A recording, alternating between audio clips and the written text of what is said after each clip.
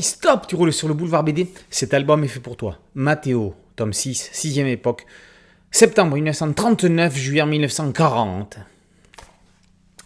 Septembre 39.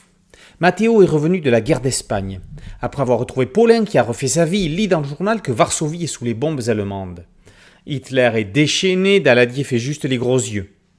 Mathéo apprend que Juliette travaille toujours à la poste. Elle lui annonce que leur fils Louis vient d'être mobilisé comme sous-lieutenant. Juliette est morte d'inquiétude. Mathéo décide de partir à la rencontre de son fils. Réussira-t-il à lui avouer qu'il est son père ? Mathéo ne se contente pas d'observer la marche du monde, il y participe. Comme quoi, on peut être un héros et mouiller sa chemise.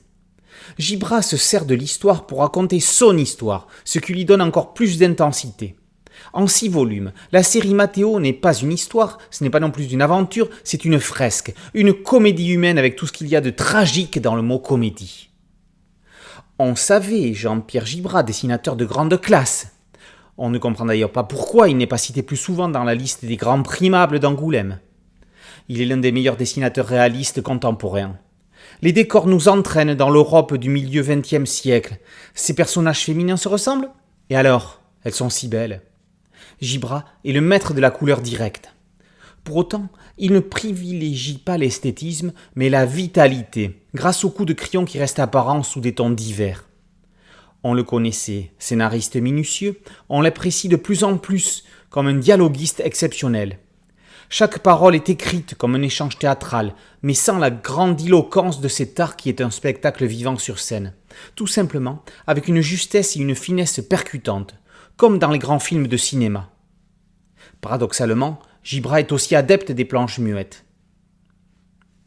Mathéo aura traversé tous les conflits européens du XXe siècle à travers l'Europe qui brûle. Gibra nous a présenté.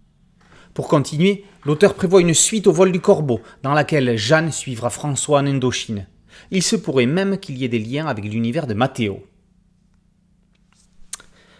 Mathéo, tome 6, 6e époque, septembre 39, juin 40, par Jean-Pierre Gibra, et paru aux éditions Futuropolis.